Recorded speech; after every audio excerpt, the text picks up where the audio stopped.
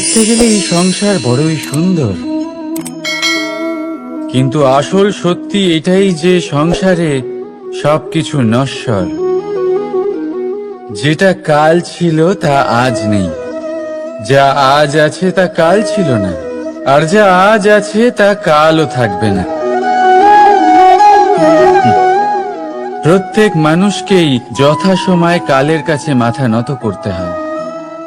এই রূপের বিনাশ করে বার্ধক্য, প্রাণের বিনাশ করে মৃত্যু, আলস্য, ঈর্ষা ধর্মের বিনাশ করে, আর ক্রোধ বিনাশ করে সম্পর্কের। কিন্তু এরকম একটা অনুভূতি আছে যা একাই সমস্ত গুণ বিনাশ করতে সক্ষম হয়, আর সেটা হলো অহংকার। তাই জ্ঞানকে নিজের কাছে আসতে দিন, কিন্তু অহংকারকে কখনোই নয়। কারণ যদি এই অহংকার আপনার কাছে চলে আসে, তাহলে জীবনে যা কিছু আপনি অর্জন করেছেন, তা সে গুণ হোক বা হোক ধন, সে বন্ধু হোক বা হোক আনন্দ, সবকিছু শেষ হয়ে যায়। রাধা রাধা। এই পাথর দেখতে পাচ্ছেন আপনি? কত গোল, কতটা চকচকে। বাচ্চাদের অনেক সময় এটা নিয়ে খেলতে ভালো লাগে, আর কেনই বা লাগবে না। কতটা সুন্দর আর মসৃণ এটা। কিন্তু আপনি কি কখনো ভেবে দেখেছেন এই পাথর আগে কি ছিল? কোনো বিশাল আকার পর্বত, কোনো বিশাল আকার পাথরের একটা বড় ভেঙে যাওয়া অংশ বিশেষ, যেটা কোনোভাবে নদীতে পড়ে নদীর ধারার সাথে বইতে থাকলো, মাটির সাথে ঘর্ষণ হলো, বালির কণার সাথে ঘর্ষণ হতে থাকলো, আর তারপর ধীরে ধীরে এই আকার পেল। এবার আমরাও এই পাথরের মতোই। তাই মনে রাখবেন, আপনার ব্যক্তিত্ব, আপনার এই স্বরূপ ঈশ্বরের দেওয়া কখনোই নয়। হ্যাঁ, প্রকৃতি অবশ্যই আপনাকে জন্ম দিয়েছেন, কিন্তু আপনি নিজে নিজের ব্যক্তিত্বের রচয়িতা, আর আপনি তা রচনা করেন কঠিন পরিস্থিতির মুখোমুখি হয়ে, সংকটের ধারা পার করে। তাই আপনিও এই পাথরের মতো নিরন্তর চেষ্টা করতে থাকুন। নিজের অস্তিত্ব বজায় রাখুন, এই অস্তিত্বকে মহান করতে থাকুন, আর আমার সাথে ভালোবেসে বলুন, রাধা রাধা। বর্ষাকালে যখন ভয়ানক বৃষ্টি হয়, তীব্র গতিতে যখন হাওয়া চলে, তখন আপনি নিশ্চয়ই দেখেছেন ফুটো জোগাড় করে তাদের বাসা বানিয়ে ফেলে। নিজের সংসার সেই রকমই বানিয়ে দেয় যেমন আগে ছিল। এমন কেন? কারণ এই ঝড়ের তাণ্ডবের সাথে সেই পাখিদের কোনো বোঝাপড়া করারই নেই। তারা শুধু সেটাই করতে থাকে যেটা তাদের হাতে আছে, আর সেটাই হলো, আর এটাই হলো সুখী জীবনের মূল মন্ত্র। যেটা আপনার হাতে নেই, তা নিয়ে বিলাপ করে আপনার কোনো লাভ হবে না। মনোসংযোগ তাতেই করুন যা আপনার হাতে রয়েছে। যা বদলে গেছে তাকে আপনি আবার বদলাতে পারবেন না, কিন্তু যা আপনি বদলাতে পারবেন তাতে মনোসংযোগ করুন। এই জীবনে একটু ধনাত্মক হয়ে উঠুন, দেখবেন সব শুভ হবে। রাধা রাধা।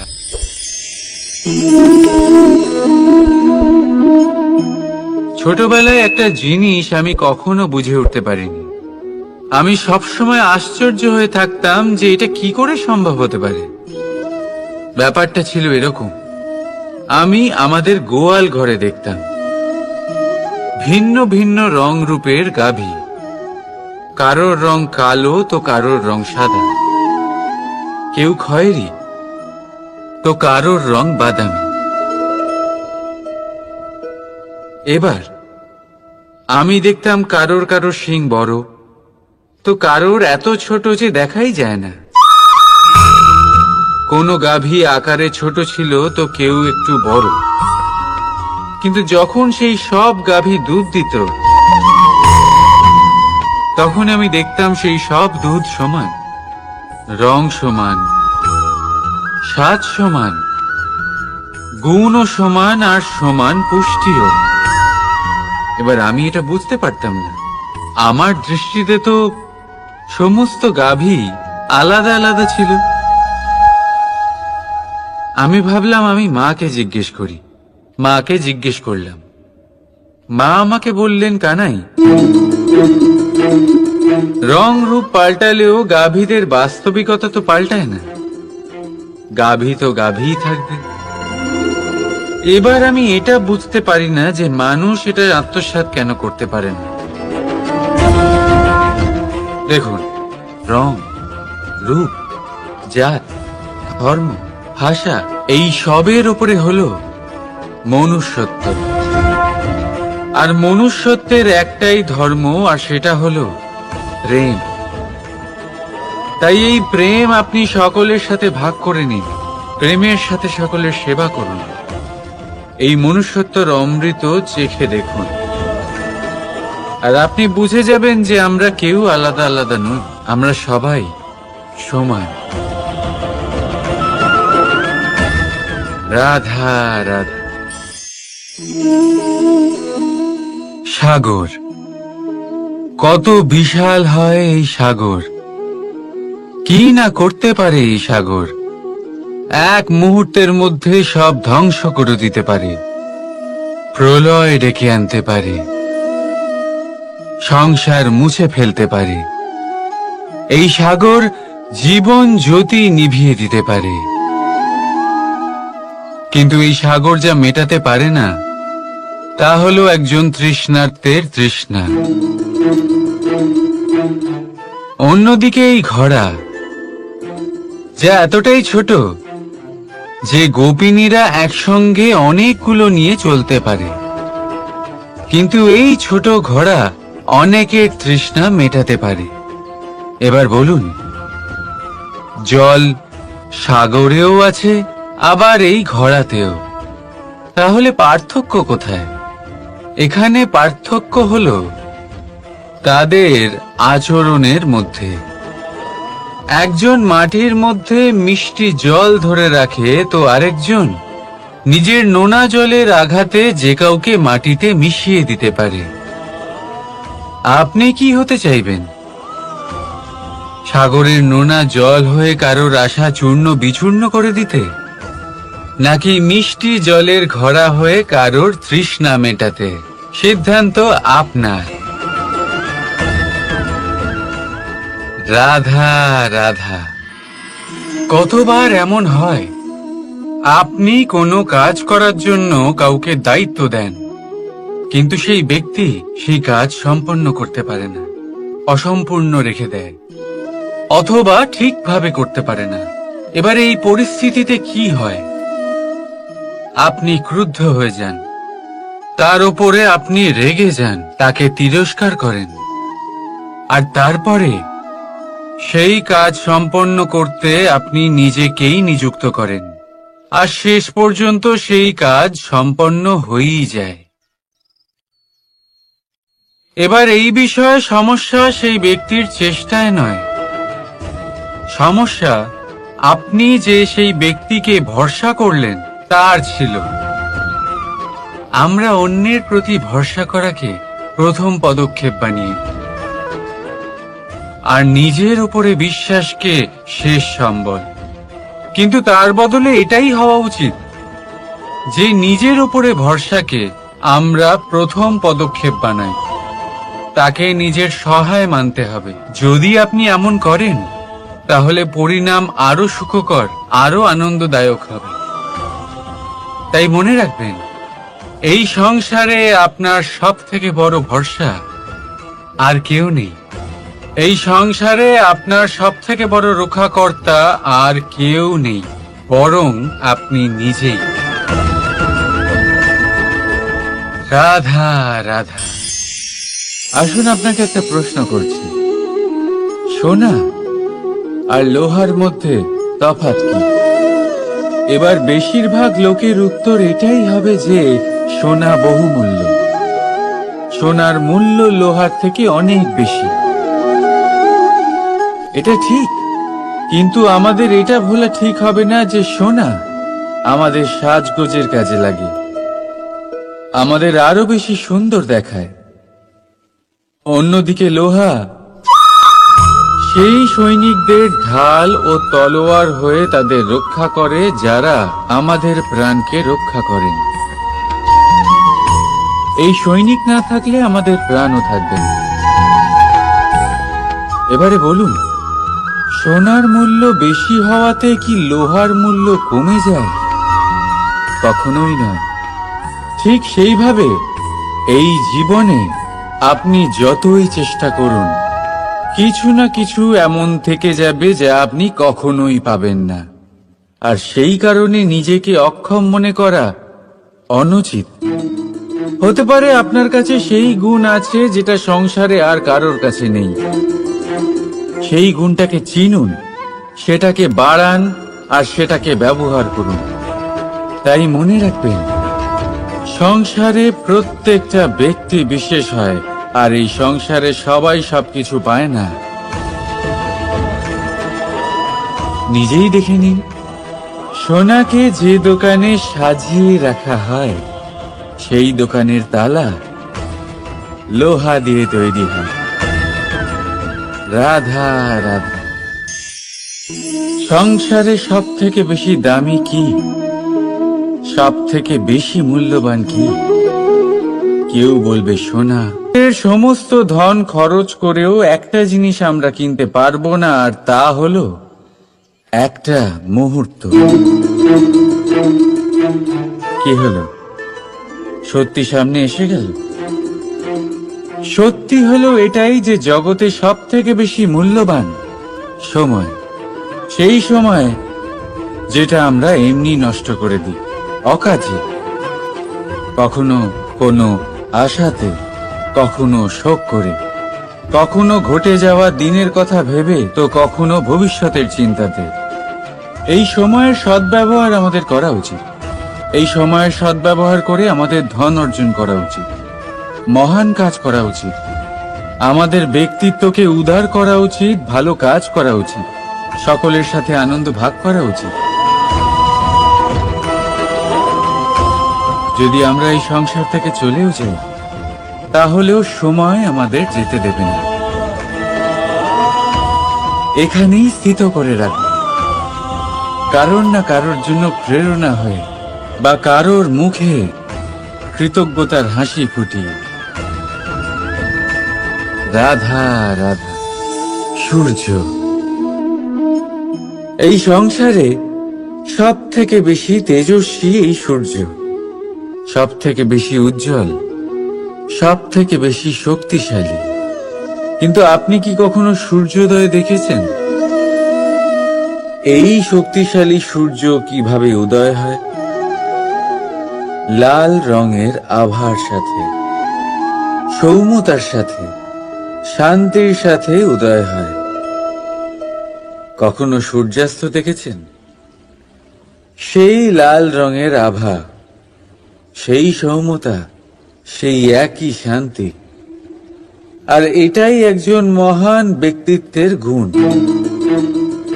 যখন জীবনে উত্থান ঘটে তখনও অহংকার করেন না, সৌম্যতা বজায় রাখেন। আবার যখন জীবনে ক্ষতি হয় তখনও সৌম্যতা বজায় রাখেন। যদি আপনিও চান সূর্যের মতো আপনি সম্মান পাবেন, তাহলে সূর্যের মতন হন।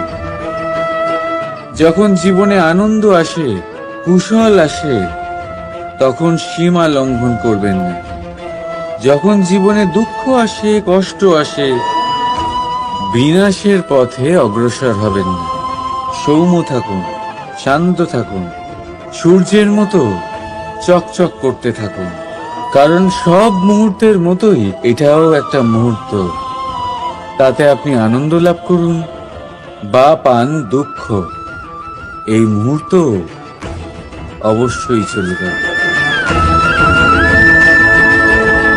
রাধা, আপনি ওই কথাটা নিশ্চয়ই শুনেছেন, যখন ভগবান একটা দরজা বন্ধ করেন তখন অন্যদিকে অনেক দরজা খুলে দেন।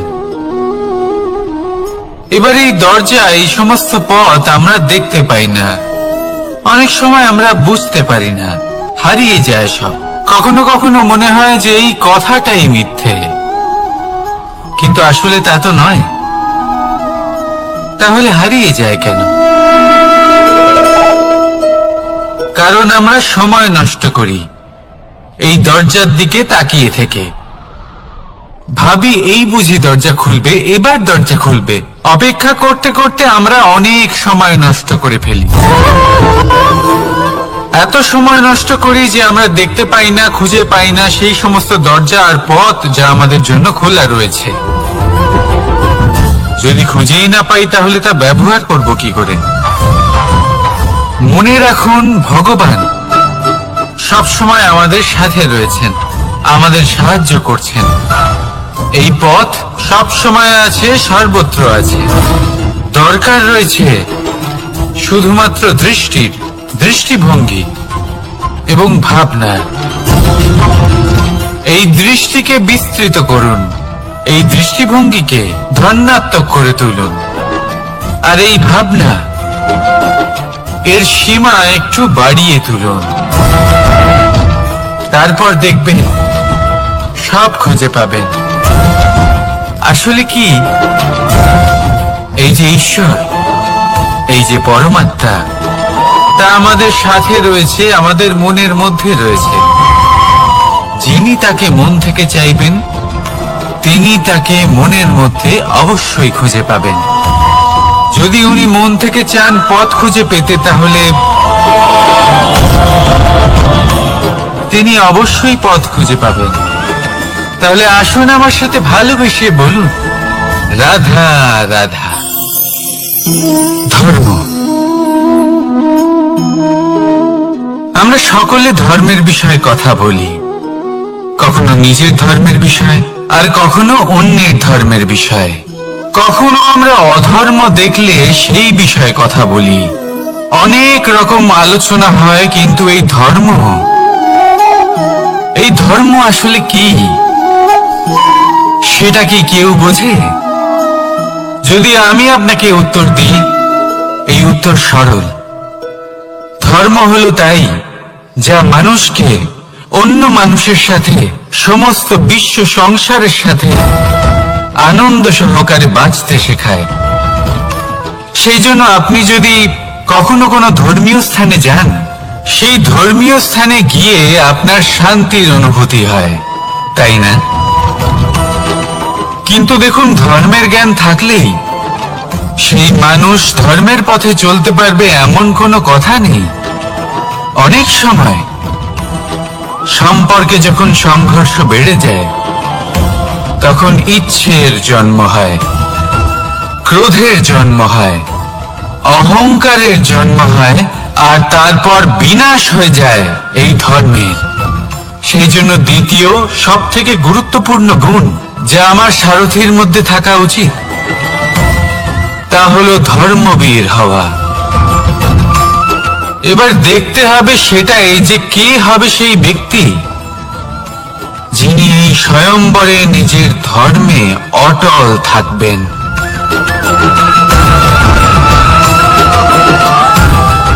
কারণ সেই ব্যক্তি এই সংসার থেকে সরে এসে ধর্মের পুনঃস্থাপনের এই মহাকার্যে আমার সারথী হতে পারবেন। তাহলে আসুন আমার সাথে ভালোবেসে বলুন, রাধা রাধা। কর্ম, ধর্ম, জ্ঞান, এই তিন স্তরে অনেক মানুষ পৌঁছতে পারেন। অনেকে এই পরীক্ষা দিয়ে তাতে উত্তীর্ণ হয়ে যেতে পারেন, কিন্তু শিখরে পৌঁছে শাসন তিনিই করতে পারেন যার কাছে এই চতুর্থ গুণটিও থাকে, সমর্পণ। অত্যন্ত গুরুত্বপূর্ণ একটা গুণ এটা। এই সমর্পণ আসলে অত্যন্ত গুরুত্বপূর্ণ। পূর্ণ সমর্পণ দরকার নিজের লক্ষ্যের প্রতি, সমর্পণ নিজের কর্তব্যের প্রতি, সমর্পণ নিজের আত্মার থেকে নির্গত স্বরের প্রতি, সমর্পণ নিজের রথির প্রতি, অর্থাৎ আমার প্রতি। এবার এই পরীক্ষায় অত্যন্ত কঠিন এক বাঁক আসতে চলেছে, যেখানে সারথীকে সমর্পণের নিরিখে পরীক্ষা করা হবে, আর তাতে উত্তীর্ণ হওয়ার পরেই তার হাতে ধর্ম স্থাপনের রথের রাশ তুলে দেওয়া হবে। দেখা যাক কি হয়। ততক্ষণ আপনি প্রসন্ন থাকুন আর আমার সাথে ভালোবেসে বলুন, রাধা রাধা। মানুষ তার জীবনে শিক্ষা এবং প্রেম এই দুই লাভ করে তার মাতা, পিতা এবং গুরুর কাছ থেকে। কিন্তু মানুষ সবথেকে বেশি ভালোবাসে নিজের মাতাকে, কারণ মাতা খুব নির্মল চিত্তে ভালোবাসে, শান্ত মনে আমাদের অন্তরে শক্তির সঞ্চার করে থাকেন, আমাদের উৎসাহ দেন, বলশালী করে তোলেন। ব্যাপারটা কিন্তু এমন নয় যে আমরা নিজেদের বাবা বা গুরুকে ভালোবাসি না, তাদেরকেও আমরা অত্যন্ত ভালোবাসি, শুধু ওনাদের কঠোর ব্যবহার দেখলে আমরা একটু ভয় পেয়ে যাই। এবার ওনাদের এই কঠোর ব্যবহার আমাদের ভালো না লাগলেও অত্যন্ত আবশ্যক, কারণ মাতার থেকে আমরা যে শক্তি লাভ করি তা যেন নিয়ন্ত্রণ হারিয়ে বিধ্বংসী না হয়ে ওঠে, আমরা যেন কোনো কুপথে না চলে যাই, আমরা কখনো যেন দোষ না করে ফেলি। শুধু সেই জন্য পিতা এবং গুরু একটু কঠোর হয়ে ওঠেন, এবং ওনাদের এই কঠোর আচরণ ভবিষ্যতে গিয়ে আমরা অবশ্যই বুঝতে পারি। জীবনে কিছু বছর আমরা এগিয়ে যাই আর তারপর আমরা বুঝতে পারি যে বাবা এবং গুরু আমাদের যথেষ্ট ভালোবাসতেন, কিন্তু ওনাদের ভালোবাসার বহিঃপ্রকাশ আলাদা। প্রয়োজনীয় হলো এটা দেখার, এটা বোঝার যে শুরু থেকে আমাদের প্রতি ওনাদের আচরণ কেমন ছিল। ওনাদের কঠোর হওয়ার পেছনে ওনাদের ভালোবাসাটা বোঝার চেষ্টা করুন, ওনাদের চিন্তাটা বোঝার চেষ্টা করুন, ওনাদের পথপ্রদর্শনের আড়ালে আপনার ভবিষ্যতের জন্য যে পরিকল্পনা ওনারা করেছেন সেটা বোঝার চেষ্টা করুন। তখন আপনারা বুঝতে পারবেন ওনাদের ভালোবাসাকে। আপনার মনের মধ্যে আপনা থেকেই ওনাদের প্রতি সম্মান জেগে উঠবে। নিজের পিতা এবং নিজের গুরু এই দুজনের প্রতি কৃতজ্ঞতা প্রকাশ করুন আর আমার সাথে ভালোবেসে বলুন, রাধা রাধা। জীবন কিসের উপর নির্ভরশীল? ধনের ওপর, বৈভবের ওপর, নিঃশ্বাসের ওপর? না, এই জীবন নির্ভরশীল বিশ্বাসের ওপর।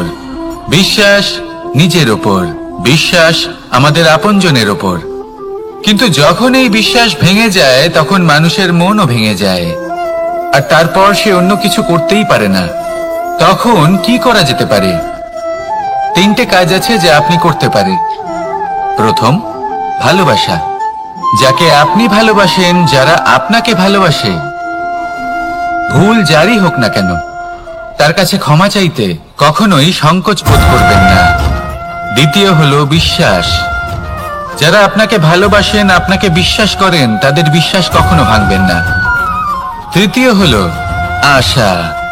যারা আপনাকে ভালোবাসেন, আপনাকে বিশ্বাস করেন, তাদের আশা আপনার সাথে জড়িত, তাদের থেকে কখনো কিচ্ছু লুকোবেন না। এই 3টে কাজ করুন আর এই জীবন সুপ্রসন্ন হয়ে বলবে, রাধা রাধা। মানুষের জীবনে 2 ধরনের আবেগ থাকে যা চিরকাল তার সাথে বসবাস করে। প্রথম, স্বপ্ন।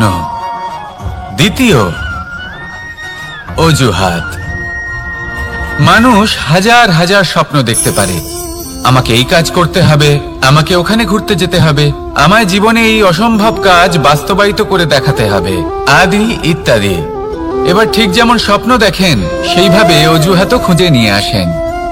আমি এই স্বপ্ন পূরণ করতে পারলাম না, কারণ আমাকে কেউ সাহায্যই করল না, কারণ আমি দুর্বল হয়ে পড়েছিলাম, কারণ আমার কাছে সময়ই ছিল না, আদি ইত্যাদি। এবার সাফল্য এবং অসফলতার মাঝখানে এই ধরনের সংঘর্ষ হতে থাকে। সাফল্য তখন লাভ করা সম্ভব যখন আপনার স্বপ্ন আপনার অজুহাতের থেকে অনেক বড় হয়। আর অসফলতা তখন পাবেন যখন আপনার অজুহাত আপনার স্বপ্নের থেকে অনেক বড় হয়। আপনি যদি সাফল্য লাভ করতে চান তাহলে চেষ্টা করতে থাকুন, পরিশ্রম করুন। যদি অসফল হন তাহলে ভয়ভীত হওয়ার কোনো প্রয়োজন নেই। নিজের ভুল বুঝুন, তাকে শুধরে নিন, আবার চেষ্টা করুন। কিন্তু যদি নিজের জীবনে অজুহাত নিয়ে আসেন তখন স্বপ্ন কখনো পূরণ হবে না। আসুন আমার সাথে ভালোবেসে বলুন, রাধা রাধা। ভয়ের সাথে আমরা সবাই পরিচিত, কষ্টও আমরা সবাই পেয়েছি। কখনো কখনো আমরা অসুস্থ হয়ে পড়ি, আর এমন সময় হলে মাতার মমতা, কখনো বাবার স্নেহ, কখনো বন্ধুদের পাশে থাকার অনুভূতি আমাদের রোগ নিরাময়ে সাহায্য করে। কখনো যদি আমরা নিরাশ হয়ে পড়ি, তখন যদি আমাদের কোনো আপনজন আমাদের দুটো ভালো কথা বলে, তখন আমাদের মনোবল বেড়ে যায়। ঠিক তেমন সংসারের এই রঙ্গমঞ্চে যদি আপনি পীড়িত অনুভব করেন,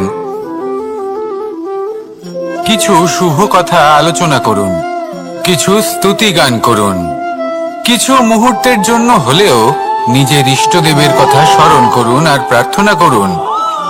সাহস বাড়বে, শক্তিও বৃদ্ধি পাবে এবং সামনে এগিয়ে চলার পথও দেখতে পাবেন। তখন এই মন প্রসন্ন হয়ে বলবে, রাধা রাধা।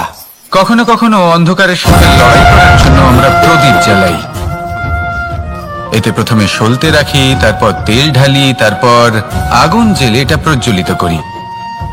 তারপর একটা সময় আসে যখন এই প্রদীপ নিভে যায়। কারণটা কি? কারণ কি এটা যে প্রদীপের প্রকাশমান হওয়ার ক্ষমতা সমাপ্ত হয়েছে?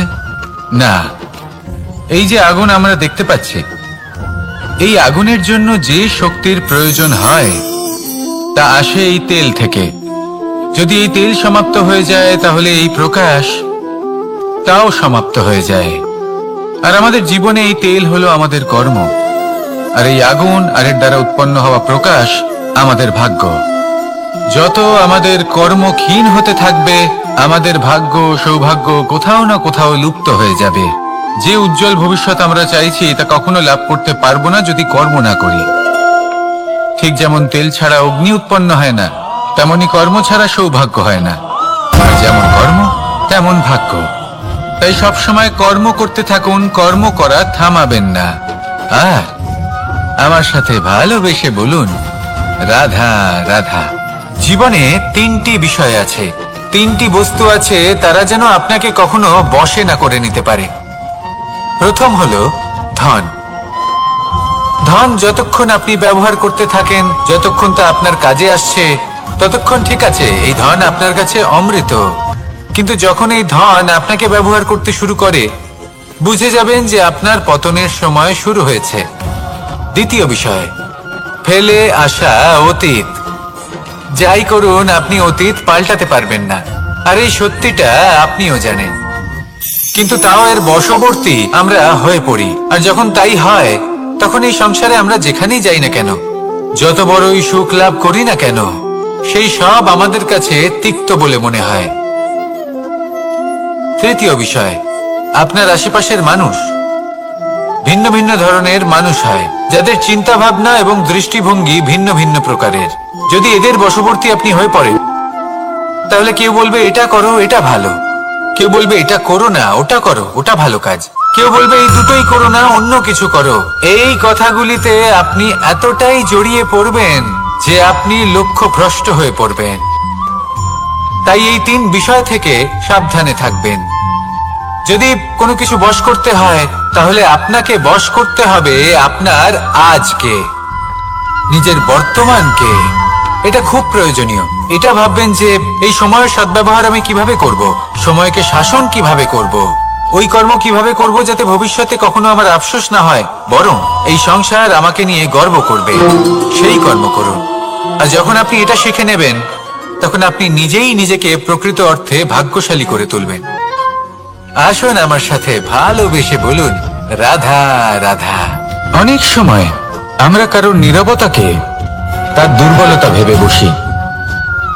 হতেই পারে সেই ব্যক্তি উত্তর দিতে চাইছেন না, পারে অন্য কোনো কারণ আছে যা আমরা বুঝতেই পারছি না। সেই জন্য তাকে দুর্বল ভেবে নেওয়া অনুচিত।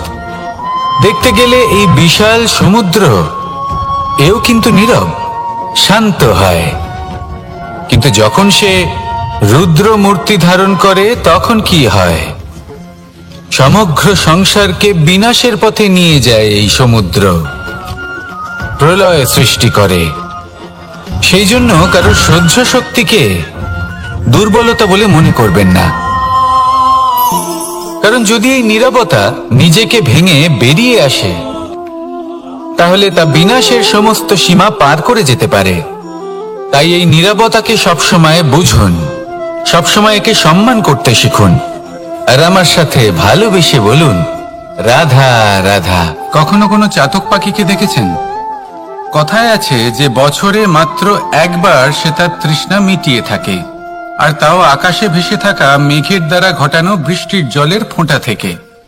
আর কোথাও থেকে সে তার তৃষ্ণা পূরণ করে না।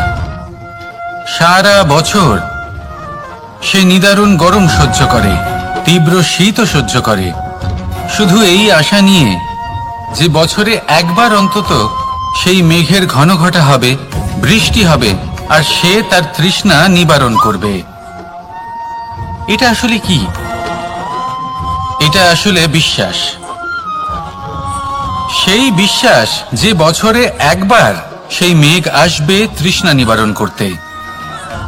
যেমন দেখুন, একটা সূর্যমুখী ফুল সারা রাত অন্ধকারের সাথে যুদ্ধ করে, কারণ তার বিশ্বাস যে ভোরবেলায় সূর্য তাকে অবশ্যই দর্শন দেবেন। সেটাও বিশ্বাস ছিল যার উপর ভরসা করে মনু একটা নৌকা নিয়ে বেরিয়ে পড়েছিলেন এবং সমস্ত সৃষ্টিকে প্রলয়ের হাত থেকে বাঁচিয়েছিলেন। সেটাও ছিল ভালোবাসার প্রতি বিশ্বাস, যার উপর ভরসা করে বানর এবং ভাল্লুক সেনা নিয়ে শ্রীরাম আক্রমণ করেছিলেন সমস্ত বরদানপ্রাপ্ত অসুরগণ এবং রাক্ষসগণের লঙ্কায় এবং জয় লাভ করেছিলেন। এই বিশ্বাসই হলো এই বিশ্বের আশা। বিশ্বাস রাখুন যে আপনি হলেন সর্বশ্রেষ্ঠ এবং শুধুই নিজের কর্ম করতে থাকুন। এই বিশ্বাসের আশাই আপনাকে প্রতি মুহূর্তে বল প্রদান করবে। এ হলো আমার বিশ্বাস। আসুন আর আমার সাথে ভালোবেসে বলুন, রাধা রাধা। যোগাসন। যোগাসনে আসন অত্যন্ত গুরুত্বপূর্ণ। এবার আমি বলবো সবথেকে শ্রেষ্ঠ আসন কোনটি। আশ্বাস। নিজেকে আশ্বস্ত করতে থাকুন যে আমি আছি, সব ঠিক হবে, যা হচ্ছে ভালোর জন্য হচ্ছে। এই আশ্বাস আপনাকে জীবনে এমন ধনাত্মক বিশ্বাস দেবে যে আপনি বড় বড় সমস্যার সমাধান করতে পারবেন। এবার যদি কথা বলি সবথেকে কঠিন সময়ের, তাহলে সেটা হলো বিচ্ছেদের। যা মা সীতাকে সহ্য করতে হয়েছে শ্রীরামের জন্য, রাধা কৃষ্ণকেও সহ্য করতে হয়েছে। যে ব্যক্তি বিচ্ছেদের সময় সঠিক পথে চলে এসেছে, সে জীবনে অনেক শ্রেষ্ঠ স্থানে অবশ্যই পৌঁছতে পারবে। এবার যদি কথা বলি সবথেকে জরুরি এবং গুরুত্বপূর্ণ সময়ের, তাহলে সেটা হলো সংযোগ। সকলকে সাহায্য করতে থাকুন।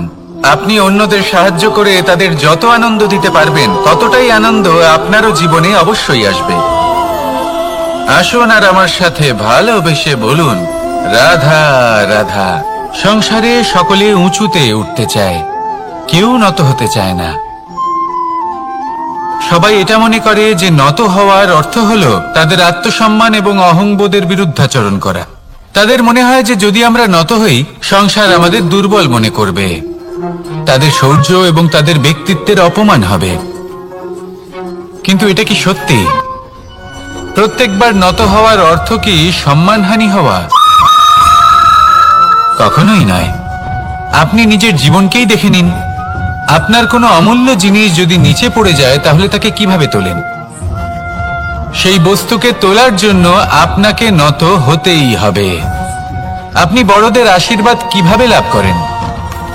আপনি নত হয়ে তবেই তাদের আশীর্বাদ লাভ করতে পারেন, তাই না?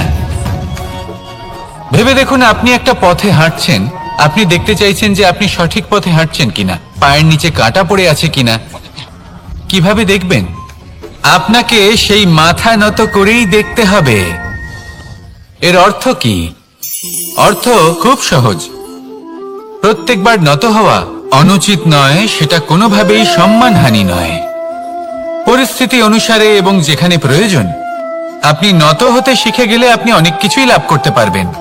জ্ঞান, মান, গুণ, বিশ্বাস। সেই জন্য প্রয়োজন এবং পরিস্থিতি অনুসারে নত হতে শিখুন, এতে অনুচিত কিছুই নেই। আত্মসম্মান থাকা অত্যন্ত প্রয়োজনীয়, কিন্তু তা যেন কখনো অহংকারে পরিণত না হয়। এই বিষয়ে অবশ্যই নজর রাখবেন এবং আমার সাথে ভালোবেসে বলবেন, রাধা রাধা। আমাদের জীবনে অনেক ধরনের ব্যক্তি এসে থাকেন। কেউ কেউ আমাদের সাথে থেকে যান, কেউ আমাদের থেকে দূরে চলে যান। কেউ ভালো মানুষ হন, কেউ খারাপ মানুষ। কিন্তু আমরা সবসময় সেই সময়টাকে নিয়ে দুঃখ প্রকাশ করি যখন আমাদের জীবনে কোনো খারাপ ব্যক্তি প্রবেশ করেন। তারা আমাদের খারাপ অনুভূতি দেন, দুঃখ দেন, কষ্ট দেন।